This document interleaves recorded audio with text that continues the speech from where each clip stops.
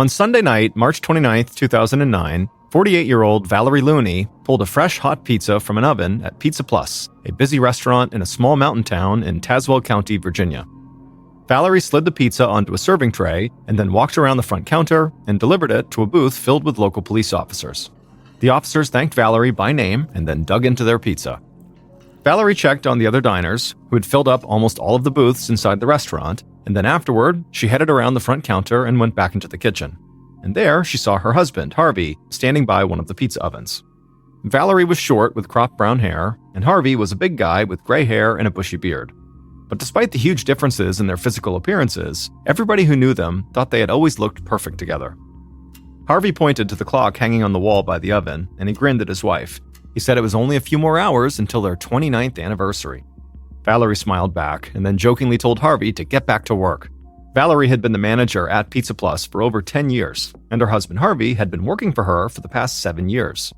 The couple knew a lot of people would shudder at the thought of working alongside their spouse day in and day out, but it was actually what Valerie and Harvey had always wanted.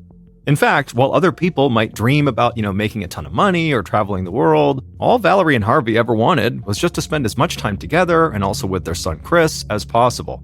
And so Valerie and Harvey working together accomplished a portion of that goal. Harvey got back to work, like his wife had jokingly suggested, and he began to prepare some pizza dough for the next order. As he did that, Valerie stood up on her toes and gave Harvey a kiss on the cheek, and then she headed back into the restaurant's dining room. Pizza Plus was a really popular restaurant in this little town. The entire town only took up a few square miles, and it was surrounded by thick woods and then mountains beyond that, and at times, the people who lived there could feel isolated from the rest of the world. And so Pizza Plus had become almost like a meeting place where everybody could get together and feel connected to their community, at least for a little while. And Valerie and Harvey had really embraced that aspect of their work. The two of them always seemed so happy and welcoming to patrons. They wanted their customers to feel like they were hanging out with family when they were there. Valerie made her way through the dining room, and she checked in with the police officers to make sure their pizza was good. They told her it was delicious, as always. Then Valerie stepped towards the next booth, but she suddenly stopped and stared down at the floor. One of the police officers noticed and asked her if everything was okay, and Valerie smiled and said it was fine, but she quickly turned and marched right to the back of the restaurant. When she got there, she stepped into the supply closet near the back door, and she saw her employee, Brian Lee, bent down and stocking some shelves. Brian heard his boss approaching him, so he slowly stood up and he turned around. Brian was in his 20s and he towered over Valerie. Brian asked Valerie what she wanted, and she told him that before he went home tonight, he would need to make sure he mopped the floors in the dining room really, really well because she was just out there and they looked so dirty. Brian slowly exhaled and had to stop himself from snapping at his boss. Then he just said, "Okay, I'll mop the whole place after we close." Valerie could tell Brian was annoyed at her, but he was always annoyed when he was at work. For a second, Valerie thought about scolding him, but she stopped herself. Instead, she just thanked Brian and then turned and walked back to the front counter. Pizza Plus stayed busy the whole night until they closed around 10 p.m. Valerie and Harvey said goodbye to the last of their customers, and when the dining room was empty, Valerie walked to the counter and opened up the cash register. And while Valerie counted the money and did the paperwork for the night, Brian trudged out to the front of the store and began mopping, and Harvey cleaned up the kitchen and the back of the restaurant. And at some point, after cleaning for a while, Harvey picked up a large bucket of ice and shouted towards the front of the store to Valerie that he was going out back to dump the ice. Valerie responded by saying that Brian was finished with the mopping and she was almost done with the paperwork, so when he was done, they could leave. Harvey carefully picked up the ice bucket, walked out the back door, and dumped the ice onto a small patch of grass. And after he was done, he set the bucket down and Harvey just bent over at the waist, trying to catch his breath. He hated to admit it, and he would never want his wife or his son Chris to see him like this, but even the smallest physical tasks, like dumping this ice, had really started to wear Harvey out. And so after standing outside in private for a couple of seconds there, Harvey was about to go back inside when suddenly he heard screaming coming from inside the restaurant. And so instantly Harvey charged back inside, and the second he did, the screaming got louder and louder, and he called out for his wife, but then a second later the screaming completely stopped and the entire restaurant went completely silent.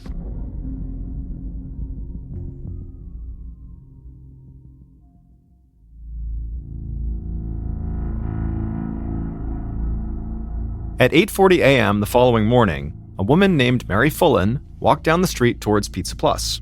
She was on her way to open up the restaurant that day and then work the lunch shift. Mary passed a car wash not far from the restaurant, and she waved to a couple of people outside trying a car. Then she walked a bit further down the street and went around to the back of Pizza Plus. When she got there, she looked down and reached into her pocket to grab her key to the back door. But when she looked up, she saw Harvey laying face down right behind the back of the store. And so Mary ran over to him and began yelling his name, but as she did, she could see he was laying in a pool of blood. Mary shook him like it might wake him up, but she knew he was dead. And so in a total panic, Mary threw open the back door of the restaurant, barely noticing she didn't have to use her key to get in. And then once inside, she ran for the phone on the front counter to call police. But before she could even get there, when she was in the kitchen, she looked down and found Valerie, who was also on the floor, blood covering her hair and her clothes. It was obvious that she was dead too. And so Mary began crying and her whole body was shaking, but she still made it to the phone and she dialed 911. The operator told her police would be right there and that for now she needed to get out of the restaurant immediately. And so Mary hung up and just ran out the front door, not noticing that that door too was also unlocked.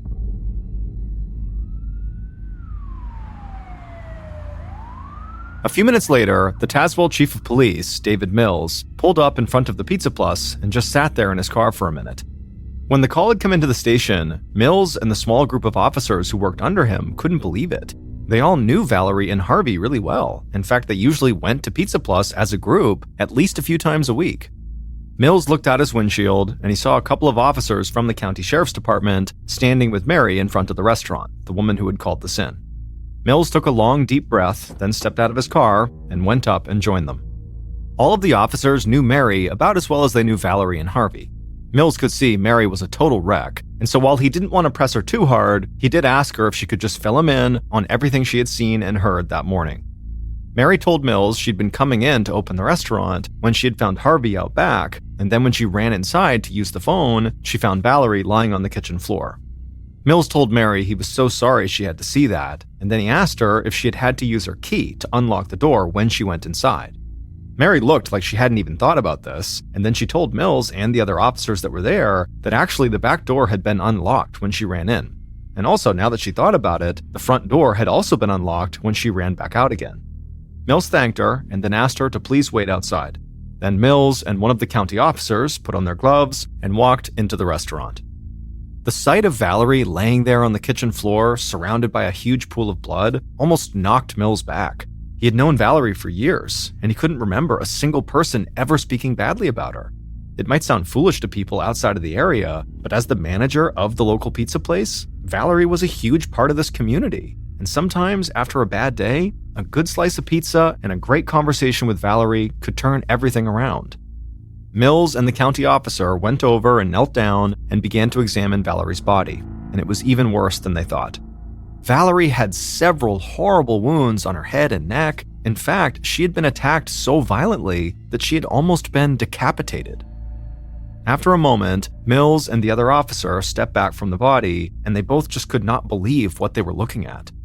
This was not a town where homicides happen very often. And for these two officers, and basically all the officers on site, they had never dealt with anything this gruesome. Mills and the other officer collected themselves, and then Mills noticed that from where he was standing, he could see the front counter. And he noticed at the front counter was the cash register, and the drawer was open, and it appeared to be empty. So Mills's first thought was that somebody had come in to rob the place when Valerie was counting cash and closing for the night. And maybe Valerie put up a fight, and the robber attacked her and killed her. And then obviously at some point after that, Harvey must have gotten involved and gotten attacked and killed too. The investigators headed down a hallway to the back door and they stepped outside. And there, they saw Harvey's body on the ground. He did have one major wound, but it didn't look like the attack on him had been nearly as violent as the one on his wife. Mills knew they still needed to do a thorough sweep of the restaurant, but already just the sight of these two bodies made it clear to him that neither the local police nor the county sheriff had the resources to deal with a case like this on their own. There had not been a recorded robbery homicide in the county in 20 years, and as far as Mills knew, there had actually never been a double homicide in this area, and certainly not one that involved this level of brutality. So Mills grabbed his cell phone and he made a call to the Virginia State Police. And then after the call, he and the other officer went back into the Pizza Plus and began searching the entire restaurant. and it wouldn't take them long to find multiple pieces of evidence that seemed to paint a picture of a vicious struggle that had taken place the night before. Mills located blood spatter on the pizza ovens not far from Valerie's body, and he saw bloodstains in the sink, like maybe the killer or killers had tried and failed to clean up after themselves. Then Mills heard the other officer calling for him. The officer was standing a few feet away from the pizza ovens, staring at a fire extinguisher that was hanging on the wall. And when Mills joined him and looked at the extinguisher, he saw all these bloodstains on the bottom of it, and so it seemed like the extinguisher had to have been one of the murder weapons. A moment later, the two policemen left the kitchen and headed down towards the hall towards the back door again, where Harvey's body was. They had already searched the area once, but this time they were going to do a more thorough search. And this time they noticed a mop leaning up against the wall next to a bucket. Mills walked over to it and knelt down, and he noticed in the mop head were several pinkish spots that looked like blood. And what struck both investigators about this mop and the bloody fire extinguisher as kind of odd was that after both items had been used, it looked like they had been placed back where they belonged. They just kind of put them back as if nobody would notice.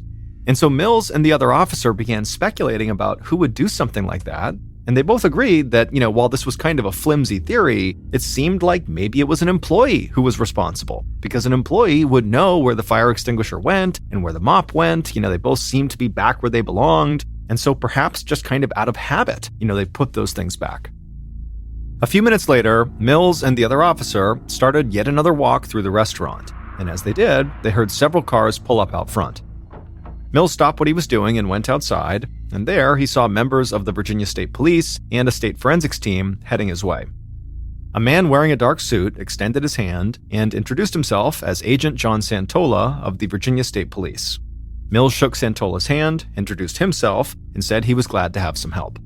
Then Agent Santola and the forensics team walked inside the restaurant to take blood samples and look for other possible DNA samples, and as Mills stood there outside, something suddenly hit him. He would now have to go tell Valerie and Harvey's son, Chris, that his parents were dead.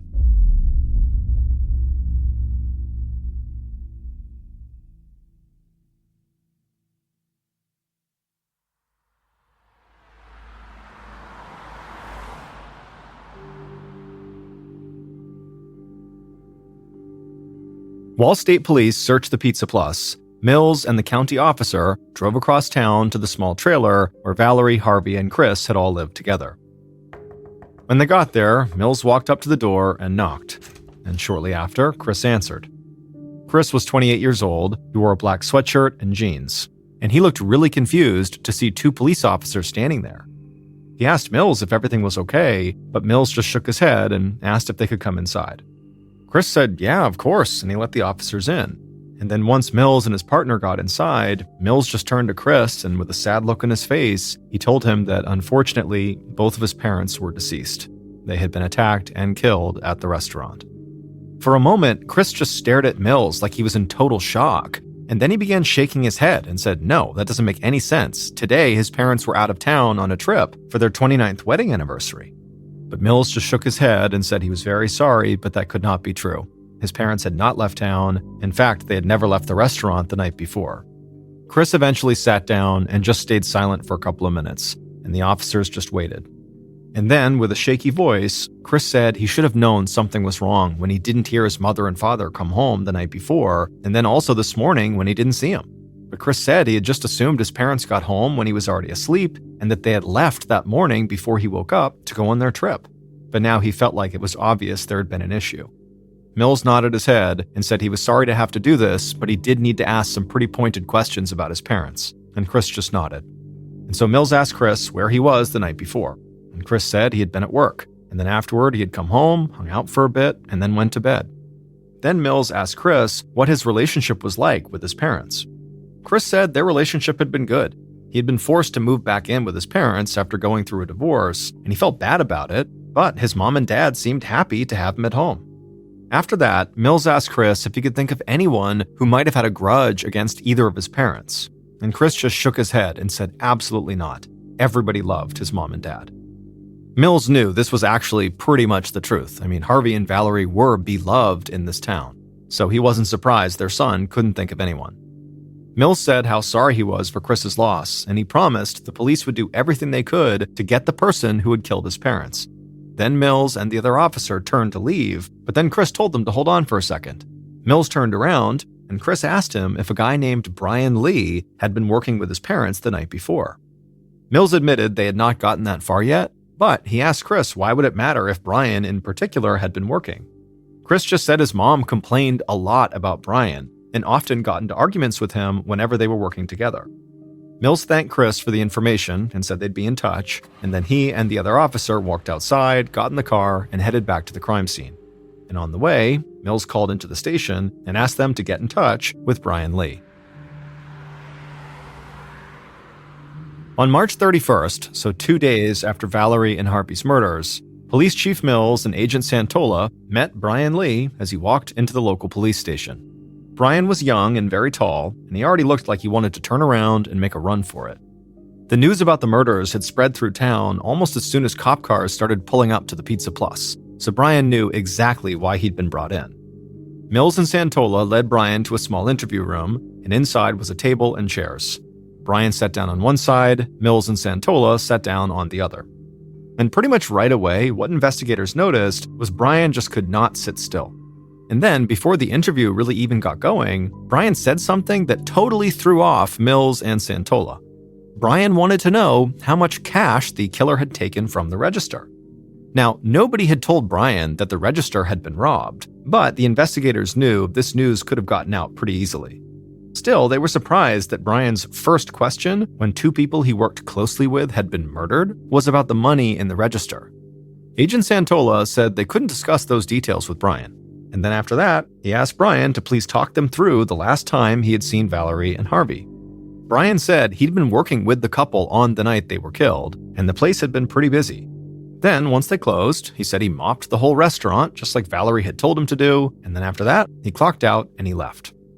Now, right away, the mop stood out to Mills because they had found blood on the head of the mop. And so Mills, as discreetly as he could, asked Brian where he left the mop when he left.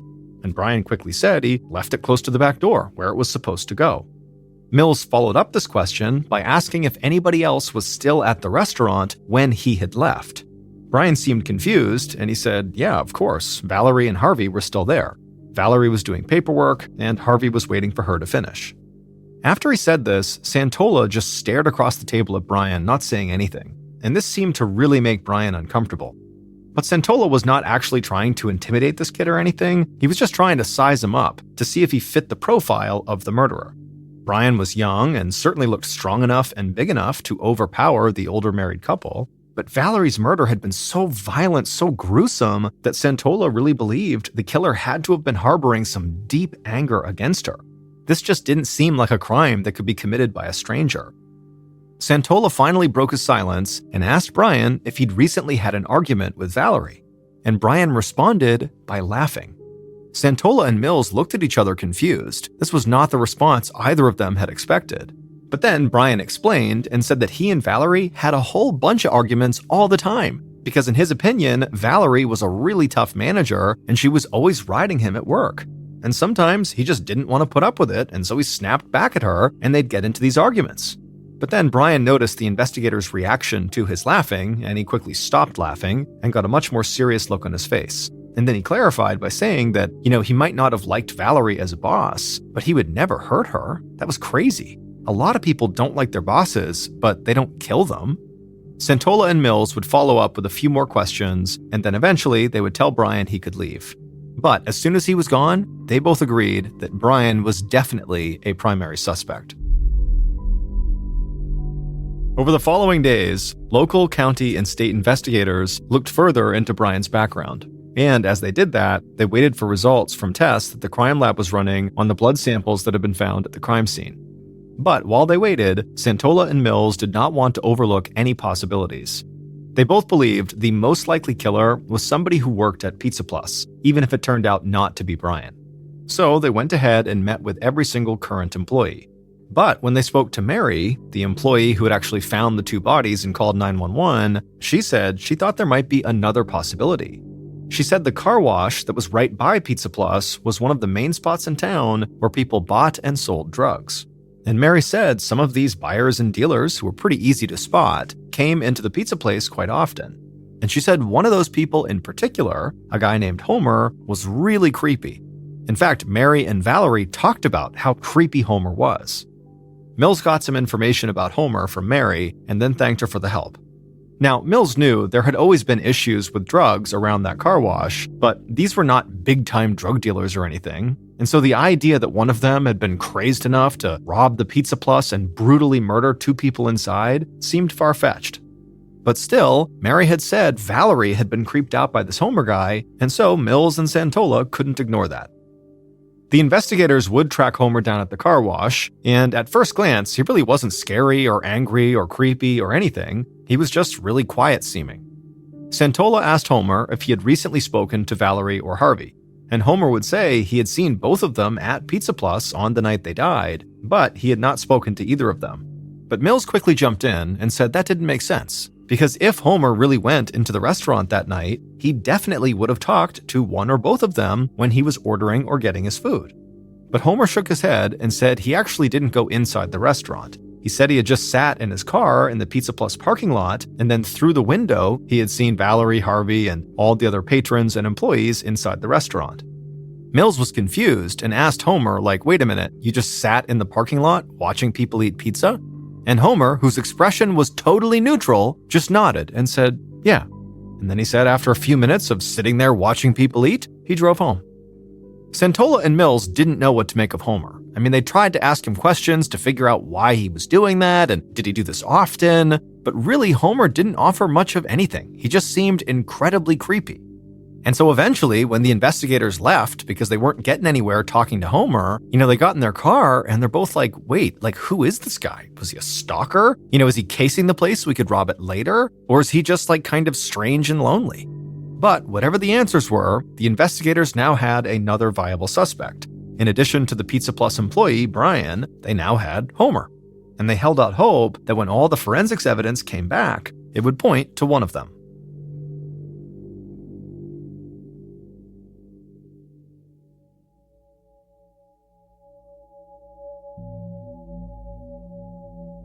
On April 3rd, 2009, so a week after the murders, Pizza Plus was once again filled with laughter and conversation. The crime scene had been cleared, and now this was a gathering place once again. But this time, the community had come here not to eat pizza, but to pay their respects to Valerie and Harvey. There had been a funeral service for the couple at a local church, but everybody who knew them knew this restaurant is where they would want people to come, and they would also want people to have a good time. So Valerie and Harvey's son, Chris, and other members of the family thanked everyone for coming in and encouraged them all to take up seats in all the booths and just start sharing stories of all their favorite memories with the couple. And so over the course of the day, several local and county police officers came by the restaurant. Now, it's actually common for police to attend funerals of murder victims, basically to study the actions of people who were close to the victim, to look for suspects, but that was not why most of the cops were here today. So many of them had spent several nights a week in Pizza Plus, eating pizza and chatting with Valerie and Harvey. It was part of their routine. And so the officers were here to honor their memories, same as everybody else. In the days and weeks that followed the funeral and that memorial service inside of the restaurant, investigators continued to pursue 2 different theories. The first theory was that Brian, or another Pizza Plus employee, had some issue with Valerie or Harvey or both, and they carried out the murders as a result of that. The other theory was Homer, the man who had watched Valerie through the window from the parking lot, who also was involved in drugs, could have killed Valerie and Harvey because he was robbing the place for drug money. Or maybe he killed them for, some other motive that had not been discovered yet. And so police interviewed and re-interviewed everybody working at Pizza Plus, and they also expanded their search to include former employees. And simultaneously, they looked into people who were associated with Homer. But none of these interviews really led anywhere. And to make things worse for investigators, the test results from the crime lab came back as inconclusive. The forensics team had identified the victim's blood in the restaurant, but they could not find clear DNA samples pointing to anybody else. Eventually, Agent Santola got called away from the case to work on other state police business, and the case really began to weigh even heavier on Police Chief Mills, who now was basically running the investigation on his own. And pretty quickly, Mills began to lose sleep over this case. He felt like his team was always so close to solving the crime, but no new concrete evidence ever appeared, and so they never had enough to pin the murder on any of their suspects. Months and months went by, and then years went by, and still Mills could not figure out who killed Valerie and Harvey. And then eventually, when still this case had not been solved, Mills retired. And so with Mills gone and no new leads coming in, this double homicide became the only cold case in Tazewell County. And so family and friends had all but given up on the chance that Valerie and Harvey's killer would ever be brought to justice. But then, years after the murders, a new police chief and a new county sheriff decided that reopening and solving this cold case had to be their top priority. And they made a decision that would finally crack the whole thing wide open. On February 13th, 2013, almost 4 years after Valerie and Harvey's murder, a man named Rich Byington walked into the Tazewell County Sheriff's Department. Rich looked like an average middle-aged guy in a golf shirt and khaki pants, but he just so happened to be one of the most effective interrogators in the entire United States. Rich was so good, he actually taught other members of law enforcement how to interrogate, and he taught a very specific form of interrogation. It was known as the Reed technique. The new sheriff and one of his deputies met Rich as he walked into the building. The sheriff thanked him for coming in, and Rich said he was happy to help. Rich had spent the last several weeks going over the cold case and talking with past and present law enforcement officers who had worked on it. And Rich, like the sheriff, knew that these officers were smart, dedicated, and hardworking, but none of them had had any real experience interrogating murder suspects until the murders of Valerie and Harvey. And Rich believed that employing the right interrogation tactics with this case would make all the difference. He felt like he just needed a chance to sit down face to face with one of these potential killers. The deputy led Rich into an interview room, and both men would sit down on the other side of a table from one of the major suspects in the case. And not long after that, Rich began his interrogation. Among other things, the Reed technique creates a high-pressure environment for the person being interviewed, and it combines this pressure with words and acts of sympathy shown towards the suspect. And so Rich, who was famous for using the Reed technique, began using it during this interview. And throughout the interview, as planned, the suspect could never really seem to get their footing, and every time they started to look comfortable, Rich would throw a question at them or made an outright accusation that sent the suspect back into a panic. Hours went by, and the deputy could not believe that Rich just never seemed to tire. He just kept going, wearing the suspect down, and then making the suspect believe the police were really on their side, over and over and over again. And then finally, well into this interview, in this totally calm, caring voice, Rich laid out to the suspect what he believed had actually happened to Valerie and Harvey.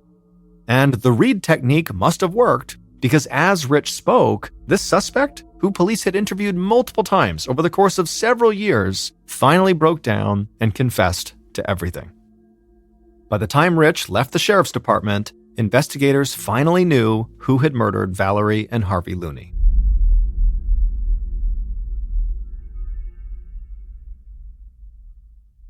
Based on that suspect's confession, here is a reconstruction of what police believe happened to Valerie and Harvey at the Pizza Plus restaurant on March 29, 2009.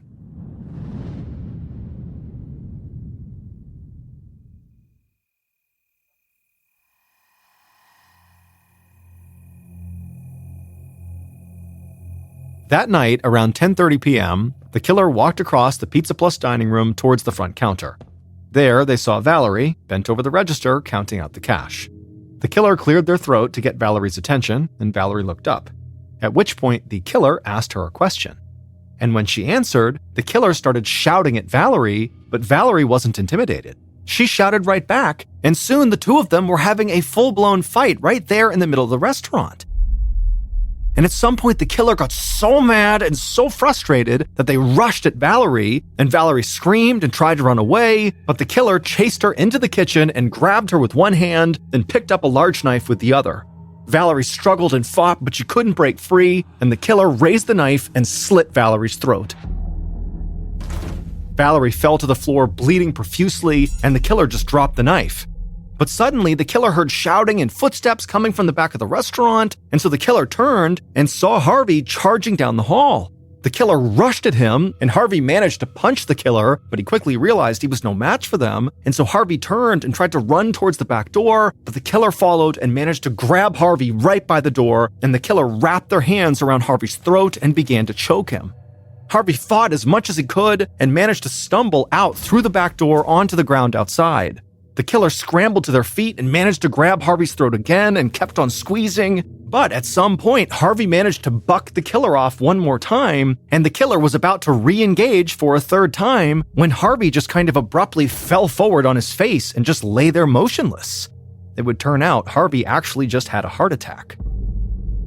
And so the killer just stood there for a second, not really sure what to make of this, and then they turned and ran back inside to the kitchen. There, they saw Valerie face down in a pool of blood, but the killer wanted to make sure she really was dead. So the killer grabbed the fire extinguisher off the wall, stood over Valerie, and raised it up and began slamming it down over and over again into the back of her head. And after nearly decapitating her, the killer put the fire extinguisher back where it went on the wall, blood still all over it, and then they picked up the knife they had used to slit Valerie's throat. Then they walked out through the back door to where Harvey was still lying motionless on the ground, and just like the killer had done with Harvey's wife, they wanted to be sure Harvey really was dead. So the killer bent down and used that knife and slit Harvey's throat as well. After that, the killer went inside, they grabbed the mop and bucket by the back door, they went to the kitchen and filled that bucket with water. They grabbed the cash out of the register and pocketed that, and then they mopped their way out through the back of the store, trying to get the floor as clean as they could without spending too much more time inside of the restaurant. After wringing out the mop and emptying the water, the killer left the mop and bucket by the back door, walked outside past Harvey's body, and disappeared into the night.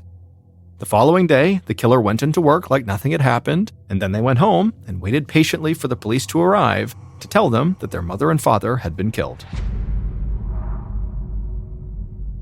Valerie and Harvey's son, Chris Looney, murdered his parents in cold blood. It turned out that after his divorce, Chris had been struggling with money.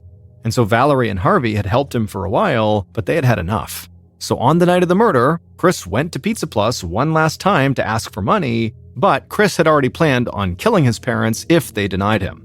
Because Chris knew his parents had a $245,000 life insurance policy, and Chris was the beneficiary. And so when Chris's mom refused to give him money and started fighting with him in the restaurant, Chris went through with his plan B.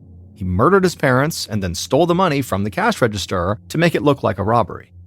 Investigators had suspected Chris once they learned about this life insurance policy, but it was also the placement of the fire extinguisher and the mop that made him stand out to the police.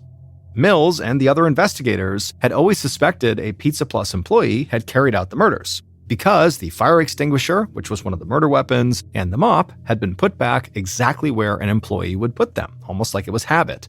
That was one of the primary reasons they had suspected Brian Lee early on. Now, Chris was not a Pizza Plus employee, however, when he was younger, he had been. And so over the course of several years, Mills and others felt like they were close to being able to prove Chris had done it, and they had interviewed him several times, but they could never find enough evidence or get him to admit to the crime. That is, until the new leaders of the investigation called in Rich Byington, the interrogation expert, for help. And after Rich faced off with Chris, Chris would confess to the murders and would tell police exactly how and why he had killed his own parents. Chris Looney was found guilty and was given 2 life sentences. After the trial, members of Valerie, Harvey, and Chris's family issued a joint statement. It said, quote, "Chris, we love you and forever will love you, but we cannot forgive what you have done." End quote.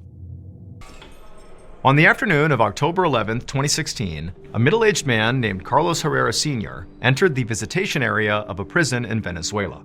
The room itself sort of looked like a high school cafeteria, with tables and chairs everywhere for the inmates and their visitors to sit down and have their meetings. And right in front of one was one table where there was this bedraggled-looking prisoner who he was there to meet. As Juan got closer to this guy, he could see he really looked terrible, the inmate. I mean, his cheekbones were sticking out, he was sort of emaciated, he was bloodied and bruised, he had bandages on his arm. And also, as Juan moved towards this guy, he could clearly see all the guards that lined the walls and the exits of this visitation area sort of squirm with discomfort, as this meeting is about to take place.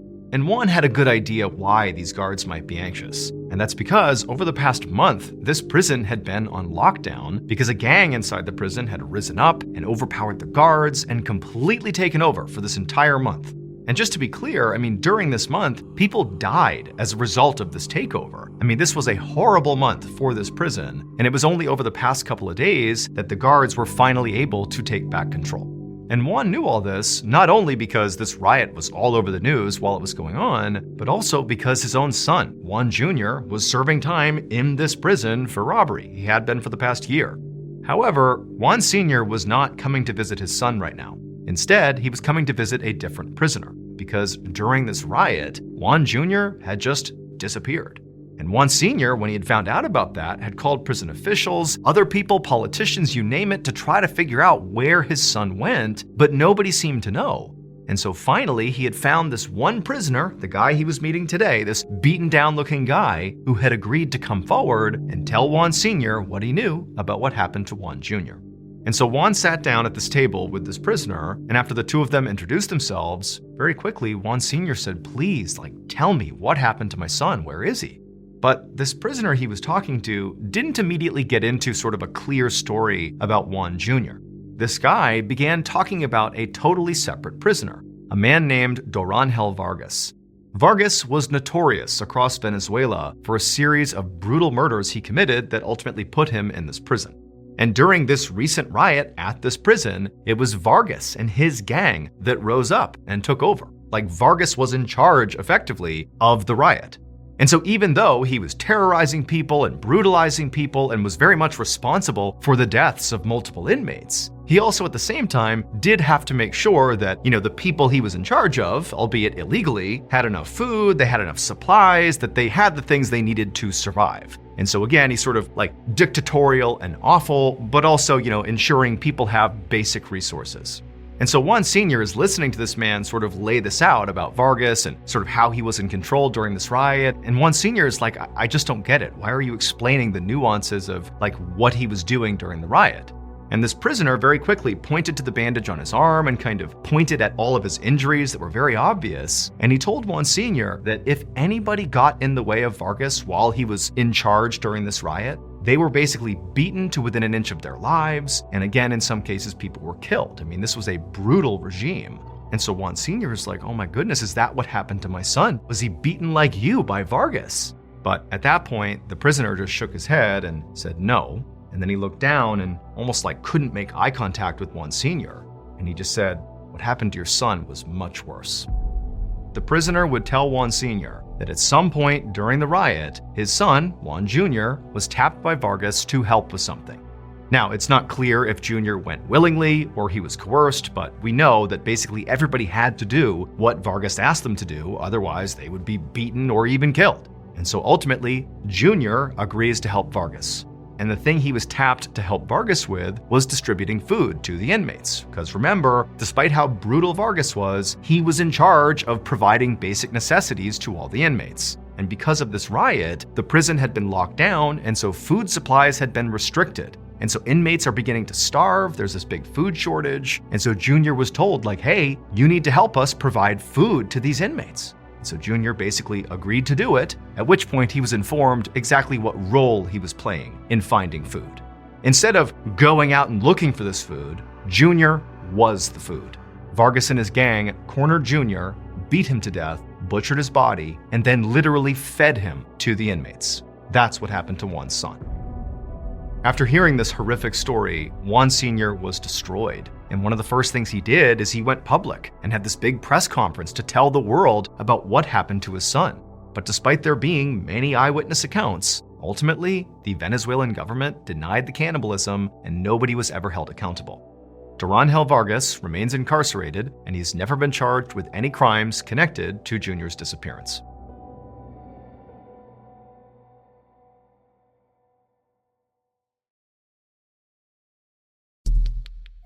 Our next story is called Falling Treasure.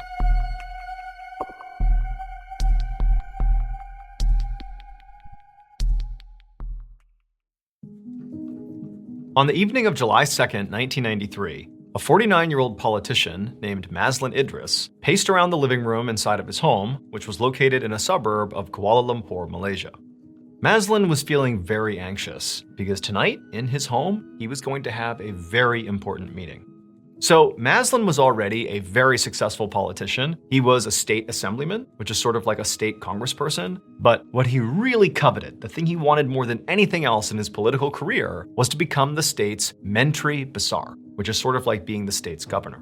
But to get this role, Maslin had to be appointed. And realistically, he didn't know if that was going to happen. And that was in part because recently he had felt like his political power was sort of, slipping away from him. And on top of that, he was getting older and he sort of felt like his popularity was waning too. And so he felt like, in order for me to get appointed to become the state's mentri besar, I really need to find a unique way to reclaim that political power and popularity. And that was going to be the central focus of the big meeting at his house that night. And so Maslin continued to pace around, anxiously checking his watch, waiting for these people to show up. And then sure enough, late that night, he heard a knock on the door. He hustled over to the door and he made sure he looked okay. And then he opened it up. And standing in the hallway is this unbelievably beautiful woman who's flanked by these two men that he didn't know. And immediately, Maslin is just completely drawn to this woman. She had long dark hair, this huge smile, and her eyes, they sucked him in. It was like she was, hypnotizing him or something. She really looked like a celebrity, at least as Maslin imagined celebrities look up close. This woman's name was Mona Fandey. And actually, to some degree, she was a celebrity. Back in the 1980s, she had released a pop music album that had been very popular all over Malaysia, and so she was kind of famous in Malaysia. Now, in the early 1990s, Mona was done singing, that part of her life was over, but she had launched this brand new second career post-music that, to some people, it seemed like that actually made her more notable and more famous than her singing had. These days, Mona was a highly sought-after professional shaman. So in Malaysia at this time, shamanism was pretty popular and mainstream. Shamans were these people who claimed to have supernatural powers. They could heal people and bring them prosperity. And so it wasn't uncommon for the really well-known shamans to be called upon by very powerful people, like, politicians, let's say, to sort of leverage their powers to increase their clout and their influence. And so Maslin saw Mona, who at the time was arguably the most famous shaman in the entire country. He saw her as his meal ticket. She was going to be the way that he reclaimed the power he needed so he could be appointed as the state's mentri besar. And so Maslin very excitedly welcomed Mona and the two men, who were her husband and her assistant, into his home. And, even though Maslin had expected to see Mona tonight, he knew she was the one who'd be performing this ritual tonight, he still couldn't help but feel totally starstruck by her. And so as a result, he had a lot of nervous energy and he began sort of rapid firing, asking her questions about, how quickly will I see results and how's this gonna go? And, how successful are these things really? And Mona, as she's just looking at him and smiling, she just eventually reaches out as he's talking and just puts her hand on his shoulder and says, "It's okay. Why don't you show my husband and my assistant where the room is, where the space is that we're gonna be doing this ritual tonight?" And at this, Maslin just totally shut up and he nodded. He sort of got the hint that he was sort of being too much here. And he led them into this other room that he had cleared out for tonight. There was nothing on the ground. It was like a vacant room in his house. And right away, the assistant, he began spreading flower petals all over the ground, while Maslin began speaking to Mona's husband to work out payment details. This was not a free thing that he was getting. It was going to cost him the equivalent of tens of thousands of US dollars to get what he wanted here, to gain his power back. But Maslin didn't really care about how much this cost in money, because to him, it was absolutely worth it. And so once the payment details were handled, and Maslin was, ready, and the assistant had finished putting all the flower petals out, Mona walked over and told Maslin to come with her. And so he followed Mona, and they went into the ritual room that again is covered with flower petals, and she told Maslin to lay down on his back in the middle of the room. So he did that, he laid down, and he's looking up at Mona, and her assistant and her husband are off in the background, and Mona's got that big, dazzling smile, and she's staring right at him. She says, "Close your eyes and clear your mind. And all I want you to do is just focus on your desires for the future. What riches do you want to come to you? And focus solely on those."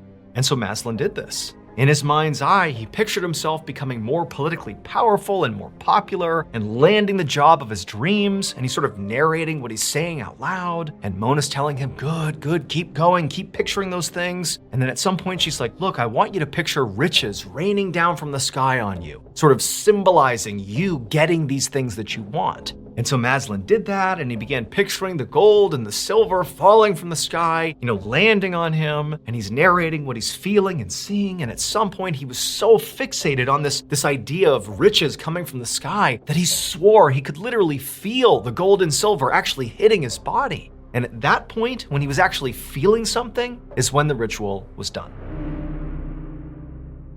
A little over a year later, on September 12, 1994, the famous shaman, Mona Fandey, glided her way through a crowd of photographers on a street just outside of Kuala Lumpur. Mona was dressed to the nines. She had red lipstick on, her hair was all styled up, she had beautiful clothes on, and as she maneuvered through the crowd, she sort of feigned like she didn't want the attention, but she totally did. So it would turn out the ritual that she had performed on Maslin a year earlier had made Maslin incredibly famous. And in turn, it had made Mona even more famous than she already was. And so the paparazzi, they were desperate to get a photo of her because of her unbelievable fame. And for Mona, even though she acted like what she really cared about was being a shaman and helping people achieve their dreams and to heal and gain in prosperity, even though that's what she would say, the truth was, ever since she had had that big hit, that pop music album that had launched her into the stratosphere, ever since then, she had been chasing fame. And now she had really nailed it. I mean, she was like an icon in Malaysia. And so, as she maneuvered past the paparazzi and everyone's clamoring to get her attention and to get her photo, she thought to herself, my plan has worked perfectly. Except, it's important to understand that, Mona wasn't really famous as much as she was infamous. And it really stemmed from that ritual she performed on Maslin. Because what she did to Maslin is she actually just ritualistically executed him. Except it would turn out Maslin wasn't even her first victim. He was her 8th victim, at least as far as we know, and she just got caught after she killed Maslin. When Maslin was laying in that room and the ritual's going on and he's being told to picture all these, gold coins and silver bars raining down on him, well, while he was doing that, and critically, he had his eyes closed, Mona grabbed an axe, raised it up, and brought it down into the middle of his chest. And so this ritual murder was designed to lead to somebody getting more power and more fame, except that person was not really Maslin, it was Mona. I mean, Maslin did become extremely well known for being a victim of Mona, but it was Mona who suddenly was the talk of the entire country. I mean, she was all over the news, and she was beautiful. And so it's like this crazy dichotomy of this unbelievably attractive woman who's also a serial killer. I mean, this is the stuff that just makes the news over and over and over again, and Mona loved it. And so when Mona was walking past that crowd of paparazzi and they're all taking photos of her, that was actually her walking to her murder trial. Every day, she would basically treat that walk up the steps to her murder trial as like her personal red carpet, with all the paparazzi taking her photo. She'd dress up in these lavish outfits and smile for the cameras on her way to be tried for murder. And then ultimately, she was convicted of it and sentenced to death. But she was totally unfazed, because for her, again, it was all about gaining this incredible notoriety, and she had succeeded. It was like the ultimate shaman move, and she had done it.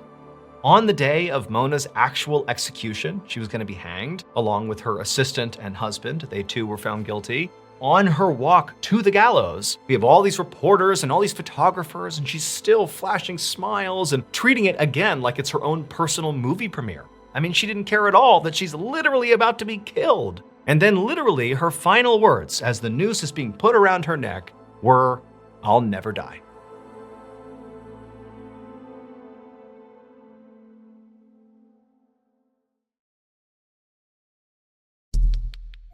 The next and final story of today's episode is called A Son's Nightmare.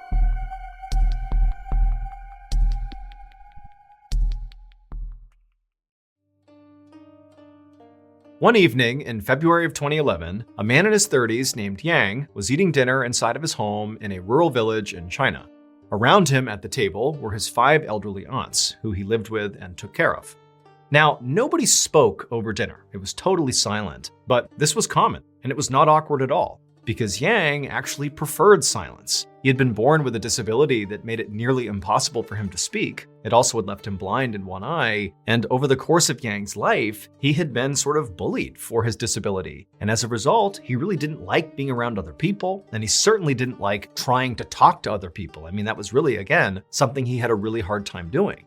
But in his life, the few people that totally accepted him and loved him were his family. In particular, his 5 aunts. They didn't care at all that basically he never spoke. And so, for example, at this dinner table, there was no expectation that anybody would speak, and Yang loved it. But more than just feeling happy that he could be himself around his aunts, Yang also took a lot of pride in looking after his aunts. He wanted to make sure they were comfortable and well looked after in their old age. So after this silent dinner, Yang stood up and he cleaned the table off, and then he helped one of his aunts go up to her bedroom. And after getting her tucked in, and as Yang was about to go down and help the next aunt go to her bedroom, he heard sirens outside. Now, Yang lives in this very remote rural village in China that's actually so remote they didn't have their own police force. But even more specifically, Yang literally in his whole life had never even heard a siren or seen a police car. And so this is really unique. And so instead of going and helping his next aunt, Yang went outside to see what was going on. And as soon as he got out there, he looked down the hill. He was up on top of this hill. That's where his house was. He saw at the base of the hill, about 600 feet away, were 2 police cars with their lights flashing. I mean, clearly something major was happening in his town. And so again, feeling very curious because he's never seen anything like this, Yang decides to continue to investigate. And so he leaves his home and begins walking down the road towards the cars. But he stops at a safe distance away because 1, he doesn't want to interfere, and 2, he really doesn't want to talk to the police because he can't really talk. And he's actually worried that he's going to get bullied if he talks to the police. And so from a safe distance, he just stood there and watched whatever was going on. And what was going on is the 2 police officers who had responded and shown up in Yang's village were standing there at the foot of this hill trying to make sense of this insane story a local farmer had just told them. The man was sitting there, his face was in his hands, he was crying hysterically, and he was trying to give them more information, but it was like he was too upset. And finally, one of the officers tells the guy, hey, stop what you're doing, start all over again, calm down, and just tell us the story from the beginning. And at this, the farmer did calm down, and after taking a deep breath, he told the officer the story. He said about a week earlier, he had this horrible nightmare. He said he dreamed of his mother and she was shrouded in darkness and she was terrified and she was screaming for his help. And the farmer said, in the dream, he ran to his mother to try to save her. But as soon as he would get close to her, it was like this shadow went over his mother and then she disappeared. And then the farmer would wake up and he'd be so terrified and so upset. Now, at first, the farmer told the officer that, he didn't think much of this nightmare. He was not a superstitious person. He just thought, it's a nightmare. But over the next several days, he kept having the same nightmare about his mother that, she was scared and then she would disappear as soon as he went to help her. And so after a week of these horrible dreams, the farmer said he finally decided, I'm just going to go check on my mother in person and make sure she's okay. But when he went to his mother's place, his mother was missing and he couldn't find her anywhere. And he had this horrible thought that she'd been abducted. And so he had called the police.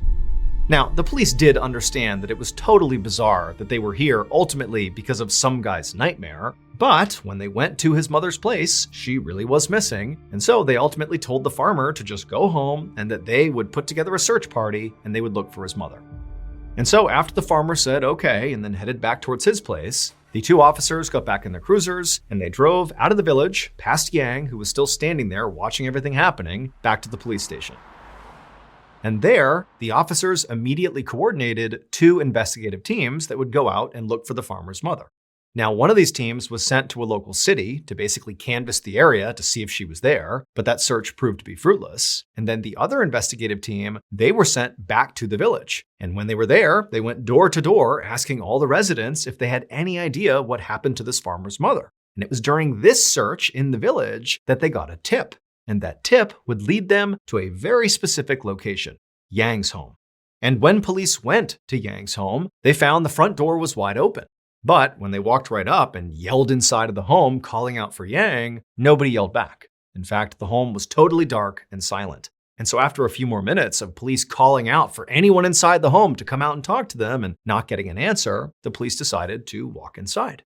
And so into this dark, cramped home they went. And as they walked, they noticed there were all these dirty towels and dirty dishes and sort of trash everywhere. I mean, the place was kind of a pigsty. And again, it's eerily silent. Every step they took, they were walking on these boards that creaked with every step. And as they're moving, they're calling out, Yang, if you're in here, come out. But again, it's totally silent. And they eventually make their way to the very back of the home.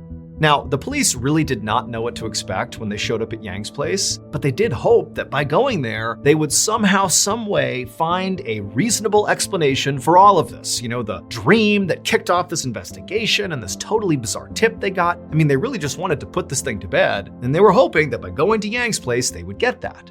However, when the police walked into the very last room they had not searched yet, the very back of his home, they knew there was no reasonable explanation here. That back room is where Yang's aunts all slept. And when the police walked into that room, sure enough, the aunts were in their beds where Yang had left them. However, the police realized, wait a minute, we have been yelling and screaming and trying to get people to come out of the home, yet all these women are still asleep. How could they possibly sleep through all that commotion? But as the police walked up to each of these 5 women, they realized the outlandish tip that had sent them here in the first place had to be correct. It would turn out Yang did not harm that farmer's mother. In fact, he did the opposite. She was one of his 5 elderly aunts, and he went to great lengths to care for each of these women. I mean, he basically would have done anything for them. However, there was a problem. His 5 aunts were dead, and had been for a long time. While Yang considered these women to be his family, literally, he called them his aunts, in reality, he was not related to them at all. Instead, these were just women from the local village where he lived who had been nice to him. They had all died of natural causes. But Yang didn't understand it when they passed away. Instead, all Yang knew is that he was sort of an outcast and that nobody respected him and he was treated really badly by most people except for these women. They'd been the only people that really cared about him. And so after they died, he felt really sad and lonely. And so, one by one, he dug these women up and brought them home with him and began caring for them as if they were still alive. When that farmer had gone to go check on his mother after having the recurring nightmare about, her going missing, he had gone to her gravesite and found her coffin was literally empty, hence believing somebody had abducted her body. And then the strange tip police got that led them literally to Yang's house was a local had seen Yang carrying a body up the hill to his home. And his home actually was not a typical home. Instead, Yang's home was actually just a cave that he had outfitted with some boards on the ground for a floor and a couple of makeshift beds. Yang was arrested for what he did, but ultimately he was sent to a psychiatric hospital for treatment. All of the bodies that Yang stole were reburied, and the farmer's recurring nightmares about his mother stopped as soon as her body was returned to her grave.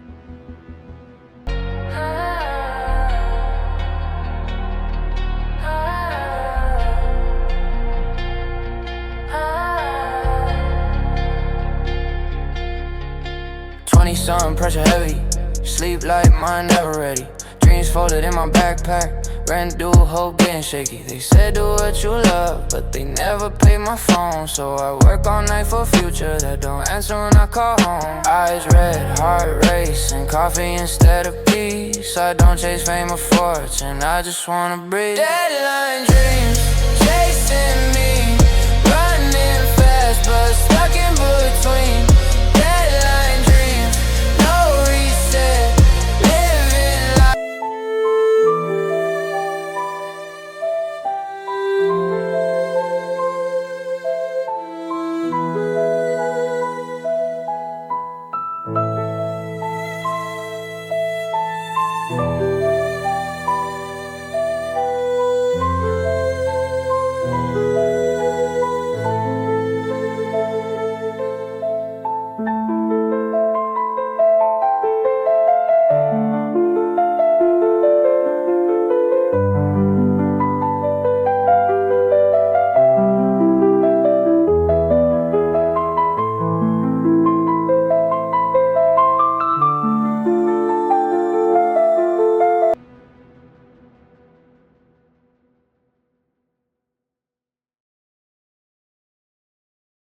A quick note about our stories. They are all based on true events.